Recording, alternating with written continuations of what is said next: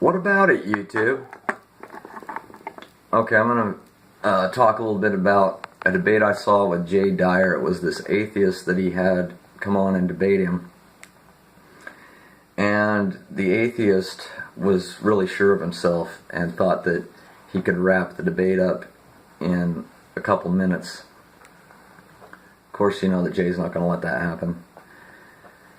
And this was the atheist's argument. The atheist said that God cannot exist, and the reason why is that if there's a God, and as everyone agrees, this God is omniscient, omnipotent, and the rest of it, right?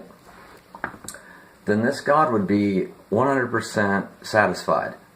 And the only time that anything is ever moved to action is when it's moving from a state of dissatisfaction or lesser satisfaction to a state of greater satisfaction. Okay. Well, I didn't listen to the whole debate because it started to get boring. Jay just started to go off on, the debate points and as if, you're going to throw the ball back and forth for 2 hours and then at the end of it, do like a Hail Mary slam dunk or something and win the game, That was Jay's approach. I don't know if that's what he got at the end or not. I doubt it. Because I think you need to work fast. I think especially when you've got a guy like this who thinks that he's got it all wrapped up with his argument, you've got to work fast. You can't go into some kind of, debate structure and ironing out all the terms and the, although that is part of how I would address it is with the terms. So here, let me come at it my way, okay? What it really calls to, let me go over that really quick because this seems to be something that I guess, it's the age-old question and I don't know if I need to answer it or what, but what's the meaning of life? Why are we here? Okay? That's kind of what he's saying, right? He's saying, actually his argument is, by his standard, there should be nothing, right? Because nothing should be curious enough to move from a state of nothing to something, right? That if it's doing just fine being nothing, then why would it choose to be something? See, so by his standard, there should be nothing. So, but obviously, there's a problem. You look in the mirror and you get up in the morning and there's a problem because you exist, and now we have to answer the question. Why do we exist? Why are we here? It's real easy. Okay, so you can know all of the, let's put this example. If you can know all of the numbers that go around a roulette wheel, and you can know everything about it, what it's made out of, and the ball, and everything, okay? But until you throw the ball and see where it lands, you won't know where it's going to land. And that's God, essentially. God knew all and knows all of the potentialities and all of the possibilities and all of the possible outcomes. But until he throws the ball, he doesn't know where it'll land. Will it land on the Jews take over creation and they bring in their Antichrist and they enslave the Goy, and all of the Goy that won't follow Noahide laws are wiped out and butchered out, and we prove that Jesus was a false Messiah and Satan rules and everything's cool? Is that what it's going to be? Okay? Or some other, situation? Or is it going to be that people listen to Jesus, they listen to their heart, they listen to their conscience, they do their best to edify daily and be a good example, and bring truth and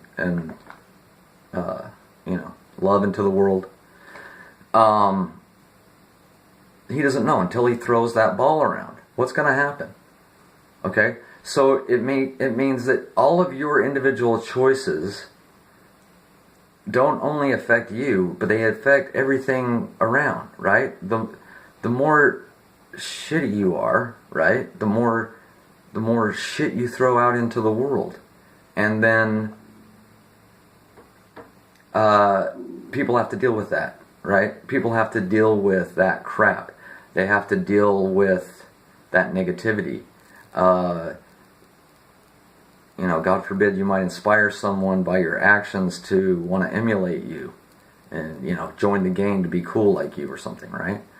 Because, so like breeds like. So, if you can bring, again, love and truth and, that kind of stuff into the world, then you're going to beget that. Then it's going to, the more you smile at people. I had to tell this Christian guy that was just always like grumpy looking and nobody could figure out he wouldn't talk to anybody or nothing. I just told him like, dude, you don't know how many times, you might change someone's day just by simply smiling at them, acknowledging them and saying, hi, how you doing? And, it's nothing off your back, but then they're in a polite society now, and then they go around and smile and say hi, and now we're even in a more polite society, see?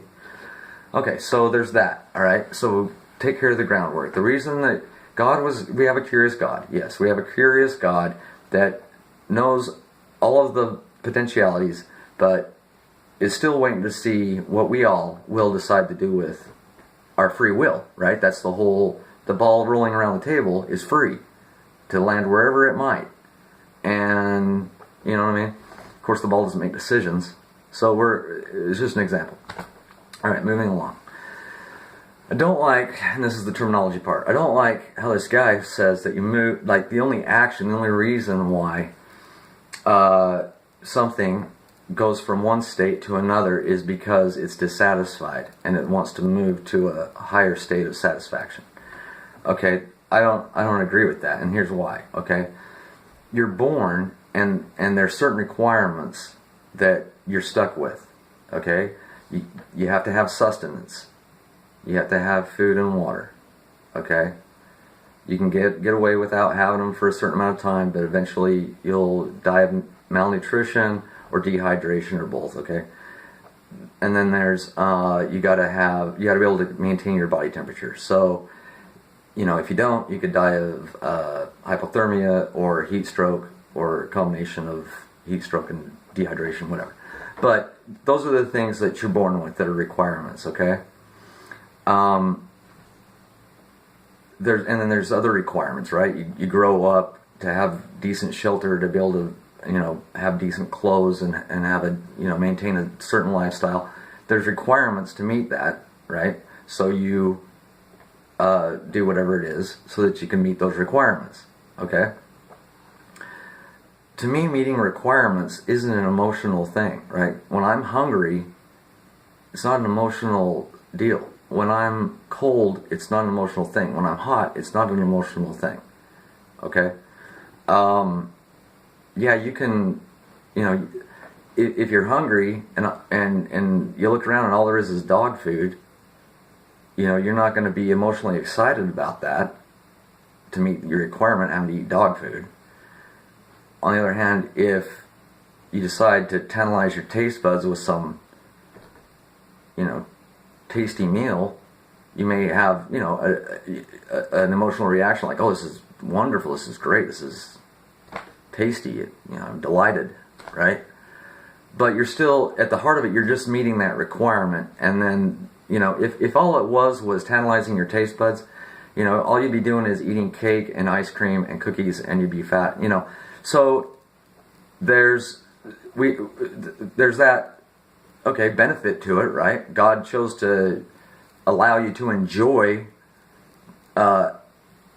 whatever when it comes to meeting these requirements. Okay? I don't know what you'd say. Maybe a nice breeze would be the other thing when it comes to keeping your body temperature on a warm day and having the sun reflect off your skin or something. I don't know. Whatever excites you emotionally when it comes to the weather. But really, at the heart of it, it's just meeting requirements. There's no emotional. So when I'm satisfied, that's like, so satisfied is like an emotional state, right? And so here's the key to that, right? People who are satisfied are usually always satisfied, or generally speaking satisfied. Okay. We're all confronted with things that make us dissatisfied, then we have to deal with it, I suppose, you know what I mean? Whatever the case may be, somebody didn't cook your food right, or brought you the wrong thing, or shipped you the wrong thing in the mail and they don't want to do right, or something like that, right? So we all have to deal with stuff where you could say like, well, I'm not really satisfied with this, right?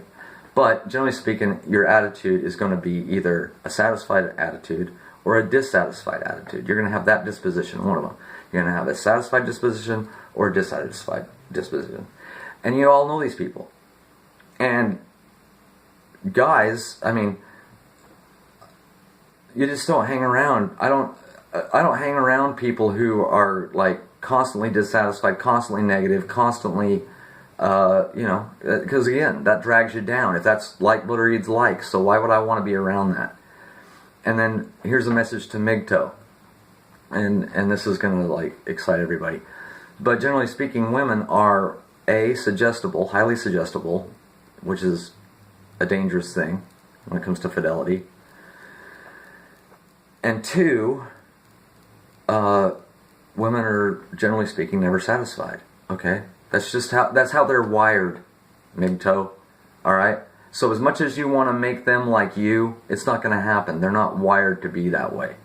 So you're either going to have to deal with, and I understand, yeah, in this today's society of hypergamous, propagation and hypersexuality and the rest of it, I understand that women being highly suggestive makes it that much harder to be in a trusting, loving relationship. I do understand that.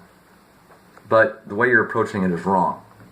Okay? Hating women and, just not approaching it truthfully, okay?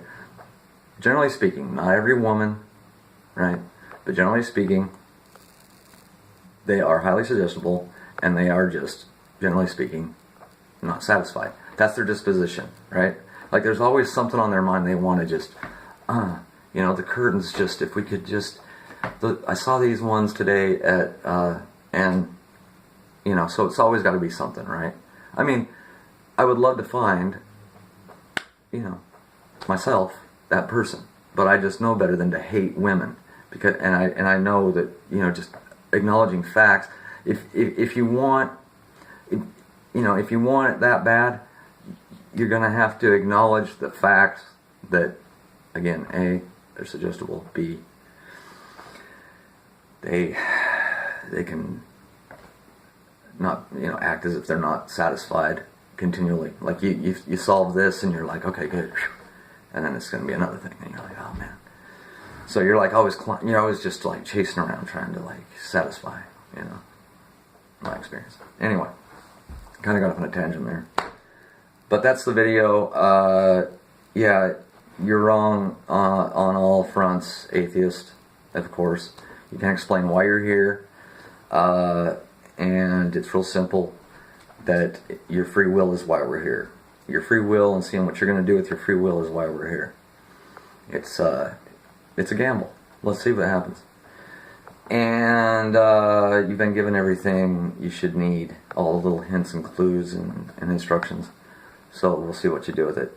And then, don't try and tie emotional things into requirements. It's like it's mixing stuff that shouldn't be mixed, okay? When you're meeting requirements, you're meeting requirements. It has nothing to do with, emotional states, right? If that was it, just everybody be gorging themselves with, I don't know, naked women dancing around and cake, and I'm sure that, there's been stories of kings or whatever that are like that, and how did that turn out?